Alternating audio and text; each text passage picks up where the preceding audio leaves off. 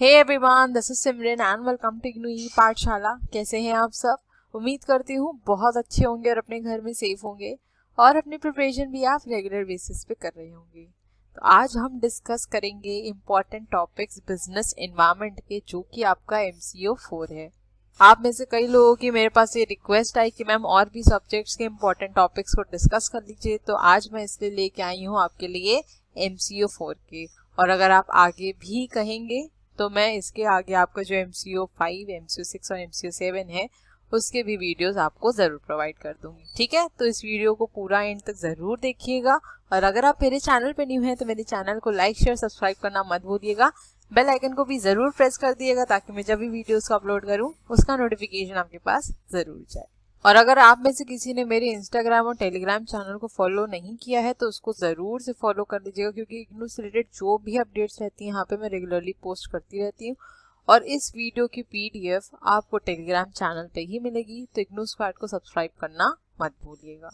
So without wasting any further time, let's start our session. तो पहली unit है हमारी डायमेंशंस ऑफ बिजनेस एनवायरनमेंट। तो देखिए, मैंने आपको ये हमेशा बताया है कि आपकी बुक की जो भी फर्स्ट यूनिट होती है वो बहुत ज़्यादा इंपॉर्टेंट होती है, राइट? क्योंकि वहाँ से ही मैक्सिमम क्वेश्चंस बनते हैं, या फिर मैं कहूँ जो स्टार्टिंग के क्वेश्चंस रहते हैं वो आपकी फर्स्ट यूनिट या फर्स्ट बुक से ही रहते हैं। ठीक, तो यहाँ पे जो आपके इम्पॉर्टेंट टॉपिक्स हैं जो कवर करने की ज़रूरत है एग्जाम के पॉइंट ऑफ व्यू से, वो है बिजनेस एनवायरनमेंट के कॉन्सेप्ट, उसके significance, types of business environment, components of external environment, emerging scenario of business environment and environmental scanning। environmental scanning बहुत ज़्यादा इंपॉर्टेंट है, पेपर में बहुत बार पूछा गया ये क्वेश्चन। और मुझे जितना पता है तो आपने ये सब टॉपिक्स अपने IBO 1 में भी पढ़े होंगे, है ना? आपने जब अपना MCOM फर्स्ट ईयर किया होगा तब आपने ये सब टॉपिक्स पढ़े होंगे, तो मेरे ख्याल से ये इतना डिफिकल्ट नहीं रहा होगा आपको MCO 4 में भी पढ़ने में, राइट? और अगर आप UGC नेट की प्रिपरेशन कर रहे हैं, फर्दर पेपर देने वाले हैं या सोच रहे हैं पेपर देने के लिए, तो ये यूनिट बहुत ज़्यादा इंपॉर्टेंट है, क्योंकि वहाँ भी आपको ये यूनिट को कवर करना पड़ेगा। ठीक है, तो इसको उस हिसाब से भी पढ़ लीजिएगा। ठीक, चलो नेक्स्ट चैप्टर देख लेते हैं। अब नेक्स्ट यूनिट है हमारी सोशियो कल्चरल एनवायरनमेंट। अब यहाँ पे जो टॉपिक्स इंपॉर्टेंट है वो है आपके concept of culture, significance of socio culture environment, critical elements of socio-culture environment, demographic environment and consumerism in India। consumerism topic बहुत ज़्यादा इंपॉर्टेंट है, काफ़ी डिटेल में भी क्वेश्चन पूछा गया है, शॉर्ट नोट्स में भी पूछा जा सकता है। ठीक है, तो यहाँ पे अगर critical elements of socio culture environment की बात करी जाए तो यहाँ पे जो पूछा गया है इसमें से क्वेश्चन वो है सोशल इंस्टीट्यूशन और सिस्टम्स के बारे में, सोशल ग्रुप्स के बारे में। ठीक है, कंज्यूमरिज्म से डायरेक्टली भी क्वेश्चन पूछा गया है या फिर सिर्फ मीनिंग पूछी गई है। ठीक है, कंज्यूमर मूवमेंट इन इंडिया, मतलब कि इन ऑल आपको कंज्यूमरिज्म टॉपिक को पूरा पढ़ना ही पढ़ना है। ठीक है, इससे लॉन्ग भी क्वेश्चन बन सकता है और शॉर्ट क्वेश्चन भी बन सकता है। ठीक है, और ये यूनिट भी आपकी UGC नेट के लिए काफ़ी ज़्यादा इंपॉर्टेंट है, स्पेशली ये कंज्यूमरिज्म वाला टॉपिक। ठीक, चलो नेक्स्ट चैप्टर देखते हैं। नेक्स्ट यूनिट है हमारी social responsibility of business. Important है सबसे पहले तो कॉन्सेप्ट सोशल रिस्पॉन्सिबिलिटी का। ठीक है, case of social responsibility of business, ये काफी बार पूछा गया है, आर्ग्यूमेंट्स के सेंस से पूछा गया है। ठीक है, नेक्स्ट है dimensions of social responsibility, social accounting, approaches उसकी, सोशल ऑडिट और social responsibility of business in India. ठीक है, अगर मैं यहाँ पे डायमेंशंस ऑफ सोशल रिस्पॉन्सिबिलिटीज की बात करूँ तो यहाँ पे स्पेसिफिकली जो पूछा गया था आपके प्रीवियस ईयर में वो था एम्प्लॉयज के कॉन्टेक्स्ट में, शेयर होल्डर्स के कॉन्टेक्स्ट में और पब्लिक एट लार्ज कॉन्सेप्ट में। मतलब कहने का ये है कि सारे डायमेंशंस को प्रॉपर्ली पढ़ लीजिएगा, क्योंकि हो सकता है स्पेसिफिकली कोई डायमेंशन पूछ ले या स्पेसिफिकली पूछ ले कि एम्प्लॉय के कॉन्टेक्स्ट में सोशल रिस्पॉन्सिबिलिटी क्या होती है। ठीक, आई होप ये क्लियर हुआ। अब चलते हैं अपने नेक्स्ट यूनिट पे। अब नेक्स्ट यूनिट है हमारी पॉलिटिकल एनवायरनमेंट। अब इसमें जो टॉपिक्स आपके इंपॉर्टेंट है पेपर के पॉइंट ऑफ व्यू से वो है nature and significance of political environment, critical elements of political environment, constitutional provisions relevant to political process and role of government. अब ये जो टॉपिक है आपका कॉन्स्टिट्यूशनल प्रोविजंस, इसके अंदर जो फंडामेंटल राइट्स हैं और directive principles of state policy, इसके बीच में डिफरेंस पूछा गया था। ठीक है, तो इस टॉपिक को जरूर से कर लीजिएगा और बाकी सब टॉपिक्स भी आपके काफी इंपॉर्टेंट हैं। ठीक, और यहाँ पे मैं एक चीज और क्लियर करना चाहती हूँ कि यहाँ पे जो भी मैंने टॉपिक्स मेंशन किए हैं एग्जाम के पॉइंट ऑफ व्यू से जो इम्पोर्टेंट है वो इसीलिए हैं क्योंकि आपके पेपर में इन टॉपिक्स से क्वेश्चंस पूछे गए हैं, ठीक है। लेकिन इसका मतलब ये नहीं है कि जो टॉपिक्स छोड़ दिए हैं या यहाँ पे मैंने कवर नहीं किए हैं वो इम्पोर्टेंट नहीं है। आप पूरे टॉपिक्स को, पूरे सिलेबस को कवर करके जाइएगा क्योंकि पता नहीं कहाँ से कौन सा क्वेश्चन पूछ लिया जाए, राइट। तो एग्जाम में फंसने से अच्छा है कि हर चीज के बारे में थोड़ी नॉलेज हो ताकि आप वहां पे ब्लैंक ना बैठे, एटलीस्ट पेपर प्रॉपरली पूरा अटेम्प्ट कर पाए, ठीक है। तो यहाँ पे हमारा ब्लॉक 1 कंप्लीट हो जाता है, ठीक है। अब चलते हैं ब्लॉक 2 के पहले यूनिट पे। तो नेक्स्ट यूनिट है हमारा regulatory policies and framework. Topics जो इंपॉर्टेंट है वो हैं government regulatory policies till 1990, reformist policy package of July 1991, regulatory framework and environment protection laws. बहुत ज़्यादा इंपॉर्टेंट है ये सारे टॉपिक्स। इसमें आप ये टॉपिक्स को ज़रूर कवर करके जाइएगा क्योंकि जो क्वेश्चन पूछा गया था पेपर में वो यहाँ से भी पूछा गया है, यहाँ से भी पूछा गया है, ऐसे कंबाइन करके भी पूछा गया है, ठीक है। तो इस यूनिट को गलती से भी छोड़ के मत जाइएगा क्योंकि एक क्वेश्चन आपको इस यूनिट से ज़रूर देखने को मिलेगा ही मिलेगा, ठीक है, चाहे वो शॉर्ट में हो चाहे वो लॉन्ग में हो, ठीक। नेक्स्ट चलते हैं यूनिट 6 पे। नेक्स्ट यूनिट है हमारी कॉर्पोरेट लॉज पार्ट 1। अब मुझे लगता है ना कि इस यूनिट में सबसे ज़्यादा दिक्कत हुई होगी, जो कॉर्पोरेट लॉज 1 और कॉर्पोरेट लॉज 2 है ना, ये 2 पार्ट्स में है और सबसे ज़्यादा प्रॉब्लम इसी में हो रही होगी आप लोगों को कि इसमें क्या पढ़े क्या ना पढ़े। इतना ज़्यादा मटेरियल है कि कुछ समझ में भी नहीं आ रहा, राइट।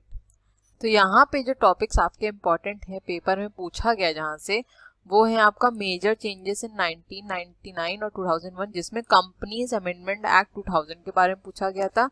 फिर मेजर चेंजेस इन 2002 टॉपिक में पूछा गया था आपका companies second amendment act 2002। Next पूछा गया है companies amendment bill 2003 and caeca के बारे में, that is your sick industrial companies act. ये बहुत ज्यादा इंपॉर्टेंट है, मतलब समझ लो आप ये एग्जामिनर का फेवरेट टॉपिक है, ठीक है। यहाँ से क्वेश्चन पूछता ही पूछता, और जब मुझे भी याद है कि मैंने जब पेपर दिया था तो सीका से वहाँ पे क्वेश्चन पूछा गया था, ठीक है। तो इन सब टॉपिक्स को ज़रूर कवर कर लीजिएगा, सीका को स्पेसिफिकली अच्छे से पढ़ लीजिएगा क्योंकि ये लॉन्ग में भी पूछा जा सकता है और शॉर्ट में भी पूछा जा सकता है, ठीक है। लेकिन इनको भी मत छोड़ के जाना, पेपर में पूछा गया है तो पढ़ ज़रूर लीजिएगा, ठीक है। अब देख लेते हैं अपनी नेक्स्ट यूनिट जो कि हमारी कॉर्पोरेट लॉज पार्ट 2। यहाँ पे इंपॉर्टेंट टॉपिक्स हैं हमारे industries development and regulation act 1951, MRTP act 1969, competition act 2002 and consumer protection act 1986। बहुत ज़्यादा इंपॉर्टेंट यूनिट, ठीक है, मतलब बहुत ज़्यादा इंपॉर्टेंट यूनिट है। हर बार एक क्वेश्चन आएगा ही आएगा। कंपटीशन एक्ट से तो बहुत ज़्यादा बार क्वेश्चन पूछे गए हैं, कंपटीशन कमीशन ऑफ इंडिया से भी क्वेश्चन पूछे गए हैं। कंज्यूमर प्रोटेक्शन एक्ट की अगर बात करूं तो यहाँ पे राइट्स कंज्यूमर की किस तरह से कंप्लेंट फाइल की जा सकती है, इन सब के बारे में काफ़ी बार पेपर में पूछा गया है, ठीक है। तो इस यूनिट को बहुत अच्छे से कवर करके जाइएगा और यूजीसी नेट के पॉइंट ऑफ व्यू से भी काफ़ी ज़्यादा इंपॉर्टेंट यूनिट ये बन जाती है क्योंकि अगर आप नेट की प्रिपरेशन कर रहे हैं तो वहाँ पे आपको कंपटीशन एक्ट के बारे में पढ़ना पड़ेगा, कंज्यूमर प्रोटेक्शन एक्ट के बारे में पढ़ना पड़ेगा, MRTP के बारे में भी पता होना चाहिए, ठीक है। आई होप समझ में आया। चलते हैं अपनी नेक्स्ट यूनिट पे। नेक्स्ट यूनिट है हमारी लेबर लेजिस्लेशन, ठीक है। इसमें टॉपिक्स इंपॉर्टेंट है वो है हमारा labour legislation in India, factories act 1948, wages and bonus जिसमें कि क्वेश्चन पूछा गया था आपका मिनिमम वेज एक्ट से, industrial relations and workers participation in management. और एक बार वेजेस एंड बोनस के अंदर जितने भी टॉपिक्स आ रहे हैं जैसे कि आपका पेमेंट ऑफ वेजेस एक्ट है, पेमेंट ऑफ बोनस है, इक्वल रेम्यूनरेशन एक्ट है, एक बार चेक कर लीजिएगा कि प्रीवियस ईयर में इनसे कोई क्वेश्चन पूछा गया है या नहीं, ठीक है। क्योंकि कुछ पेपर्स का एक्सेस मुझे नहीं मिल पाया, कुछ पेपर्स मेरे डाउनलोड नहीं हो पाए प्रीवियस ईयर के, तो जो भी डाउनलोड हुए हैं उससे यही पता चला कि मिनिमम वेजेस एक्ट से क्वेश्चन पूछा गया था, ठीक है। तो एक बार जरूर से रीचेक कर लीजिएगा आप लोग, ठीक है। और इंडस्ट्रियल रिलेशंस की अगर बात करूं तो इसमें जो आपका टॉपिक है ना इंडस्ट्रियल डिस्प्यूट एक्ट 1947 बहुत ज़्यादा इंपॉर्टेंट है, ठीक है। क्वेश्चन उससे कई बार पूछा गया है। और वर्कर्स पार्टिसिपेशन इन मैनेजमेंट ये टॉपिक भी आपका काफ़ी ज़्यादा इंपॉर्टेंट है। यहाँ पे जो स्कीम्स है वर्कर्स पार्टिसिपेशन की वो पेपर में पूछी गई हैं, ठीक है। तो इस टॉपिक को भी अच्छे से कवर कर लीजिएगा, ठीक। तो यहाँ पे हमारा ब्लॉक 2 भी कवर हो जाता है, ठीक है। अब देखते हैं ब्लॉक 3 की पहली यूनिट।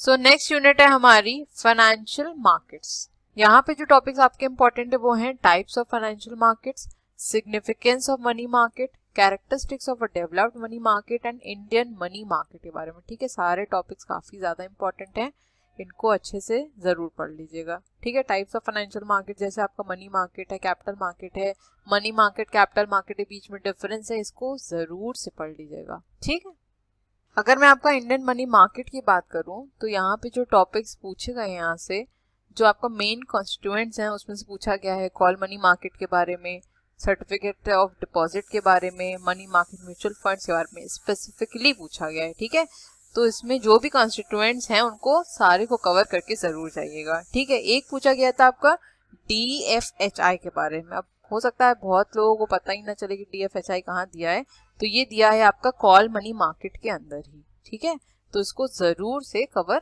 कर लीजिएगा। ठीक, बाकी इसके अंदर जो और टॉपिक्स आपके जैसे डेफिशिएंसीज है या रिफॉर्म मेजर्स हैं, इनके बारे में भी पूछा गया है, पेपर में क्वेश्चंस आए हैं। ठीक है, तो ये टॉपिक आपके काफी इंपॉर्टेंट बन जाते हैं। ठीक, चलते हैं अपनी नेक्स्ट यूनिट पे। नेक्स्ट यूनिट है हमारी कैपिटल मार्केट। अब यहाँ पे जो आपके टॉपिक्स इंपॉर्टेंट है वो हैं primary capital market, secondary capital market, stock exchange in India, listing of securities, trading and speculation and stock exchanges. अब यहाँ पे अगर मैं सेकेंडरी कैपिटल मार्केट की बात करूँ तो इसके अंदर जो इम्पोर्टेंस है फॉर कंपनीज, फॉर इन्वेस्टर्स और फॉर सोसाइटी, इसके बारे में स्पेसिफिकली अलग से पूछा गया था क्वेश्चन। ठीक है, तो ये टॉपिक आपका काफी ज्यादा इंपॉर्टेंट बन जाता है और ये तीनों ही इम्पोर्टेंस जो है इसको कवर करके जरूर जाइएगा। ओके, नेक्स्ट बात करूं अगर स्पेकुलेशन एंड स्टॉक एक्सचेंजेस की, तो यहाँ पे डिफरेंस पूछा गया था आपका स्पेकुलेटिव ट्रांजैक्शंस और इन्वेस्टमेंट ट्रांजैक्शंस के बीच में। ठीक है, तो इस टॉपिक को भी कवर कर लीजिएगा। ठीक है, बाकी आपका लिस्टिंग ऑफ सिक्योरिटीज, ट्रेडिंग, इनको जरूर से गो थ्रू कर लीजिएगा क्योंकि हो सकता है क्वेश्चन पूछ लिया जाए पेपर में। ओके, आते हैं अपनी नेक्स्ट यूनिट पे। नेक्स्ट यूनिट है हमारी रेगुलेशंस ऑफ कैपिटल मार्केट। तो इस यूनिट में जो आपके टॉपिक्स इंपॉर्टेंट है वो है आपका need for regulating capital market operations, regulatory framework for issue of capital, SEBI guidelines. बहुत ज़्यादा इंपॉर्टेंट, ठीक है, बहुत ज़्यादा इंपॉर्टेंट टॉपिक है ये। और जो भी गाइडलाइंस इसमें मेंशन की हुई हैं उनको अलग से क्वेश्चन फ्रेम करके भी पूछ लेता है। ठीक है, मतलब कि अगर मैं बोलूँ तो एलिजिबिलिटी नॉर्म्स डायरेक्टली पूछ लेगा या फिर प्राइसिंग ऑफ सिक्योरिटीज पूछ लेगा या इसके अंदर जो सब टॉपिक्स हैं उनको स्पेसिफिकली पूछ सकता है। तो सारी गाइडलाइंस को अच्छे से पढ़ के जरूर जाइएगा। ठीक है, नेक्स्ट है हमारा regulatory framework for controlling stock market operations. अगर मैं सेबी गाइडलाइंस की बात करूं तो इसमें एक आपका जो सब टॉपिक है अदर रिक्वायरमेंट्स वाला, उसमें से भी अलग से पूछा गया है। जैसे आपका न्यू फाइनेंशियल इंस्ट्रूमेंट्स हो गया, ठीक है, टर्म्स ऑफ इशू हो गया, इन सब टॉपिक्स को मेंशन करके ही गाइडलाइंस के बारे में पूछा गया है। ठीक है, तो ये टॉपिक बहुत ज़्यादा इंपॉर्टेंट है, इसको छोड़ के मत जाइएगा, ज़रूर से पढ़ लीजिएगा। ठीक, और regulatory framework for controlling stock market operations की बात करें तो इसमें जो आपका टॉपिक है अमेंडमेंट ऑफ सेबी एक्ट 2002, इसको भी जरूर से पढ़ लीजिएगा। ठीक, चलते हैं अपनी नेक्स्ट यूनिट पे। नेक्स्ट यूनिट है हमारी investors protection and corporate governance. अब यहाँ पे आपके दो टॉपिक्स कवर हो रहे हैं, तो इसलिए ये जो यूनिट आपकी काफी ज्यादा इंपॉर्टेंट बन जाती है। ठीक है, need for investors protection, corporate governance का कॉन्सेप्ट, इसके ऑब्जेक्टिव्स के बारे में, अकाउंटेबिलिटी, रिक्वाइजिट क्या है, स्टेप्स क्या है, कॉर्पोरेट गवर्नेंस कोड, ये भी जरूर से कवर कर लीजिएगा, क्लॉज 49 में क्या मेंशन किया गया है, and provisions under companies amendment act 2000। ठीक है, तो ये पूरी यूनिट काफी ज्यादा इंपॉर्टेंट है। कॉर्पोरेट गवर्नेंस के बारे में लॉन्ग क्वेश्चन पूछता है और जब लॉन्ग क्वेश्चन पूछेगा तो आपको concept, objectives, requested good corporate governance क्या होती है, इन सब के बारे में वहां पे लिखना पड़ेगा। तो इसलिए ये सारे टॉपिक्स आपके काफी इंपॉर्टेंट बन जाते हैं। ठीक, तो यहाँ पे हमारा ब्लॉक 3 भी कंप्लीट हो जाता है। ठीक है, अब चलते हैं नेक्स्ट ब्लॉक की पहली यूनिट पे। नेक्स्ट यूनिट है हमारा स्ट्रक्चर ऑफ इंडियन इकोनॉमी। अब इस यूनिट से बहुत ज्यादा क्वेश्चन तो नहीं पूछे गए हैं, लेकिन जो आपके टॉपिक्स इंपॉर्टेंट है वो हैं India and under developed economy. ठीक है, इकोनॉमिक ग्रोथ और इकोनॉमिक डेवलपमेंट के बीच में डिफरेंस पूछा गया है, तो इंपॉर्टेंट है। Trends in national income growth and its structure and role of public sector. ठीक है, तो इस यूनिट में सिर्फ यही टॉपिक्स इंपॉर्टेंट है, लेकिन ये इकोनॉमिक ग्रोथ, इकोनॉमिक डेवलपमेंट का डिफरेंस पूछा गया है, तो इसको जरूर से कवर कर लीजिएगा। ठीक, चलते हैं अपनी नेक्स्ट यूनिट पे। नेक्स्ट यूनिट है हमारी इकोनॉमिक प्लानिंग। अब इस यूनिट में जो आपके टॉपिक्स इंपॉर्टेंट है वो है meaning of economic planning, rational of economic planning, long term goals and 10th 5-year plan. ठीक है, तो इसमें बहुत ज्यादा कुछ बताने को नहीं है, आप बस इन यूनिट्स को कवर कर लीजिएगा इजीली। यहाँ से एक क्वेश्चन अगर आपको आता है तो आप इजीली इस क्वेश्चन को अटेम्प्ट कर पाएंगे। ठीक है, चलो नेक्स्ट देख लेते हैं। नेक्स्ट यूनिट है हमारा इकोनॉमिक पॉलिसीज। अब ये यूनिट भी आपकी बहुत ज्यादा इंपॉर्टेंट हो जाती है। यहाँ पे जो टॉपिक्स पूछे गए हैं वो है आपका इंडस्ट्रियल पॉलिसी से, इंडस्ट्रियल पॉलिसी रेजोल्यूशन 1956 और न्यू इंडस्ट्रियल पॉलिसी 1991। ठीक है, अलग से भी क्वेश्चन पूछा गया है, दोनों के बीच में डिफरेंस भी पूछा गया है, तो इसको जरूर कवर करिएगा। ठीक, नेक्स्ट है आपका फिजिकल पॉलिसी, इसमें ऑब्जेक्टिव्स पूछा गया है, करंट फाइनेंशियल एजेंडा पूछा गया है सेंट्रल गवर्नमेंट का। और नेक्स्ट टॉपिक है हमारा मॉनेटरी पॉलिसी, जहां पूछा गया है ऑब्जेक्टिव्स ऑफ मॉनेटरी पॉलिसी। तो इन ऑल ये यूनिट आपकी बहुत ज्यादा इंपॉर्टेंट हो जाती है। ठीक है, यहाँ से हर बार क्वेश्चन पूछा ही जाता है, चाहे शॉर्ट में पूछा जाए चाहे लॉन्ग में पूछा जाए, तो इस यूनिट को जरूर कवर करिएगा। ठीक, चलते हैं अपनी नेक्स्ट यूनिट पे। नेक्स्ट यूनिट है हमारी स्मॉल स्केल इंडस्ट्रीज। अब ये इस यूनिट से भी काफी बार क्वेश्चन पूछा गया है। ठीक है, टॉपिक जो इंपॉर्टेंट है वो है nature and definition of small scale industries, rational of small scale industries, institutional framework, government policy, program for promotion of SSI and problems of small scale industries. ठीक है, तो यहाँ से स्पेसिफिकली भी क्वेश्चन पूछ लेते हैं, जैसे सिर्फ पूछ लिया कि प्रॉब्लम्स क्या हैं या प्रोग्राम्स क्या हैं, गवर्नमेंट की क्या पॉलिसी थी, इंस्टीट्यूशनल फ्रेमवर्क क्या था, तो इन ऑल कहा जाए तो ये यूनिट आपकी बहुत ज्यादा इंपॉर्टेंट हो जाती है। ठीक, अब देख लेते हैं नेक्स्ट यूनिट। नेक्स्ट यूनिट है हमारी इकोनॉमिक रिफॉर्म्स। तो टॉपिक्स यहाँ पे जो इंपॉर्टेंट है वो है need for new economic policies, liberalization, privatization, globalization, that is LPG policy, ये तो ऑब्वियसली इंपॉर्टेंट होती है हमेशा। फिर है हमारे trade policy reforms and assessment and impact of economic reforms. अब इसके अंदर जो पार्ट दिए गए हैं इनको जरूर पढ़ लीजिएगा, क्योंकि लॉन्ग में क्वेश्चन पूछा जा सकता है। ठीक है, चलो नेक्स्ट देख लेते हैं। यहाँ पे हमारा ब्लॉक 4 भी कंप्लीट हो जाता है। अब ये है हमारा ब्लॉक 5 जो कि आखिरी ब्लॉक है, और इसकी जो पहली यूनिट है वो है हमारा balance of payments and EXIM policy. Topic जो यहाँ पे इंपॉर्टेंट है वो है आपका export promotion measures, regulations of foreign trade in India, trends in India's balance of payment, exim policy, role exim policy का, और फेमा एक्ट 1999। सब टॉपिक्स बहुत ज्यादा इंपॉर्टेंट है। इंडियन बैलेंस ऑफ पेमेंट से तो बहुत बार क्वेश्चन आता ही है, BOT और BOP में डिफरेंस पूछा जाता है। ठीक है, इंपोर्ट सब्स्टिट्यूशन, एक्सपोर्ट प्रमोशन, इसमें भी डिफरेंस कई बार पूछा गया है। ठीक है, तो इसको जरूर से कवर कर लीजिएगा। ठीक, और एक्सपोर्ट प्रमोशन मेजर्स जैसे आपके SEZ हो गए, इनके बारे में स्पेसिफिकली भी पूछ लिया जाता है, तो इन सबको अच्छे से कवर कर लीजिएगा, अच्छे से पढ़ लीजिएगा। ठीक है, चलते हैं नेक्स्ट यूनिट पे अपनी। नेक्स्ट यूनिट है हमारी ग्लोबलाइजेशन एंड WTO, बहुत ज्यादा इंपॉर्टेंट यूनिट, और ये मेरे ख्याल से आप लोग ने अपने फर्स्ट ईयर में भी पढ़ा होगा, राइट। ग्लोबलाइजेशन फर्स्ट ईयर में भी है, WTO के बारे में फर्स्ट ईयर में भी है। अगर मैं GATT की बात करूं तो ये भी आपने फर्स्ट ईयर में पढ़ा होगा, WTO के फंक्शंस, ओके, ट्रिम्स के बारे में, ट्रिप्स के बारे में, इंडियन पेटेंट्स एक्ट के बारे में, तो ये सब टॉपिक्स हमने ऑलरेडी फर्स्ट ईयर में कवर किए हैं। ठीक है, तो अगर आप में से किसी को देखना है वीडियो और इनके रिगार्डिंग कुछ इन्फॉर्मेशन चाहिए तो आप मेरे वीडियोस को देख सकते हैं। इन सब टॉपिक्स में मैंने ऑलरेडी वीडियो प्रोवाइड कर रखे हैं, क्योंकि हमारे फर्स्ट ईयर में ये टॉपिक्स हैं, राइट। और लास्ट टॉपिक है इसमें प्रॉब्लम्स एंड इश्यूज। ठीक है, तो ये यूनिट भी आपकी बहुत ज्यादा इंपॉर्टेंट है, क्वेश्चंस पूछे ही जाते हैं इस यूनिट से। ट्रिप्स और ट्रिम्स तो बहुत ज्यादा इंपॉर्टेंट बन जाते हैं। ठीक है, और एक चीज और पढ़ लीजिएगा, GATT और WTO के बीच में डिफरेंस। ठीक, चलते हैं नेक्स्ट यूनिट पे। नेक्स्ट यूनिट है हमारी फॉरेन इन्वेस्टमेंट एंड कोलैबोरेशंस। अब यहाँ पे टॉपिक्स इंपॉर्टेंट है वो है role of foreign capital, FDI in developing countries, FDI की policy and foreign collaboration policy के बारे में। देखिए FDI ऑलरेडी मैंने अभी आपको बताया, ये भी फर्स्ट ईयर में है। ठीक है, तो इसके एडवांटेजेस हैं, लिमिटेशंस हैं, होस्ट कंट्री के लिए क्या है, होम कंट्री के लिए क्या है, ये सब आप मेरी वीडियो से कवर कर सकते हैं, जो मैंने फर्स्ट ईयर के स्टूडेंट्स को प्रोवाइड करी, आप वहां से पढ़ सकते हैं। ठीक है, और फॉरेन कोलैबोरेशन पॉलिसी की अगर बात करी जाए तो यहाँ पे एक डिफरेंस जरूर से पढ़ लीजिएगा FDI और FII के बीच में। ठीक है, बहुत ज्यादा इंपॉर्टेंट है, पेपर में पूछा गया है। आई होप आपको FII के बारे में पता होगा, that is your foreign institutional investors. ठीक है, ये टॉपिक इंपॉर्टेंट है, इसको पढ़ लीजिएगा। ओके, चलो नेक्स्ट देख लेते हैं, जो कि हमारी लास्ट यूनिट है। तो हमारी लास्ट यूनिट क्या है, टेक्नोलॉजिकल एनवायरनमेंट। अब यहाँ पे जो टॉपिक्स इंपॉर्टेंट है वो है concept of technology, importance of technological environment and technology transfer. Basically अगर देखा जाए तो टेक्नोलॉजी ट्रांसफर से ही यहाँ पे क्वेश्चन पूछा गया है, ठीक है। लेकिन ये है कि अगर आप स्टार्टिंग को थोड़ा पढ़ लेंगे तो आपको आंसर्स लिखने में थोड़ा इजी रहता है, ठीक है। तो और क्योंकि देखिए टेक्नोलॉजी ट्रांसफर अगर पूछा जाता है तो आपको थोड़ा सा इंट्रोडक्शन देना पड़ेगा कि टेक्नोलॉजी क्या है, क्या इंपॉर्टेंस है उसके एनवायरनमेंट में, राइट। तब आप टेक्नोलॉजी ट्रांसफर पे आ पाएंगे। तो मेरे हिसाब से ये आपको तीनों ही चीज़ें कवर करने की ज़रूरत है। टेक्नोलॉजी ट्रांसफर में जितने भी उसके सब पॉइंट्स हैं सबको अच्छे से कवर कर लीजिएगा, ठीक।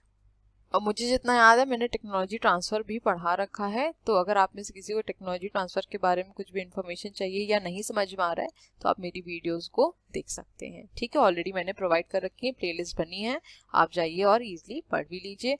पीडीएफ अगर चाहिए होगी तो पीडीएफ टेलीग्राम चैनल पे मिल जाएगी, ठीक। तो आज का हमारा सेशन यहीं तक था और ये सारी यूनिट्स के बारे में मैंने आपको बता दिया कि क्या इंपॉर्टेंट है, आपको किस तरह से पढ़ना है, कौन सी यूनिट पे आपको ज़्यादा एम्फेसिस देने की ज़रूरत है। आई होप ये सेशन आपको अच्छा भी लगा होगा और आपके लिए काफ़ी हेल्पफुल भी होगा। So thank you so much for watching. Please channel को लाइक शेयर सब्सक्राइब करना मत भूलिएगा। बेल आइकन को भी ज़रूर प्रेस कर दिएगा ताकि मैं जब भी वीडियोज़ को अपलोड करूँ उसका नोटिफिकेशन आपके पास ज़रूर जाए। अपनी फीडबैक भी ज़रूर दीजिएगा कि वीडियोस कैसी लग रही हैं और अगर कुछ इम्प्रूवमेंट की ज़रूरत है तो बिल्कुल बताइएगा। और अगर आप चाहते हैं कि मैं ऐसे और भी वीडियोस को लेके आऊँ और भी इम्पॉर्टेंट टॉपिक्स को डिस्कस करूँ तो बिल्कुल कमेंट सेक्शन में मेंशन कर दीजिएगा और मैं आपको वीडियोस ज़रूर प्रोवाइड कर दूँगी, ठीक है। तो चलिए मिलते हैं अपने नेक्स्ट वीडियो में। Till then stay safe, stay healthy, bye bye, take care.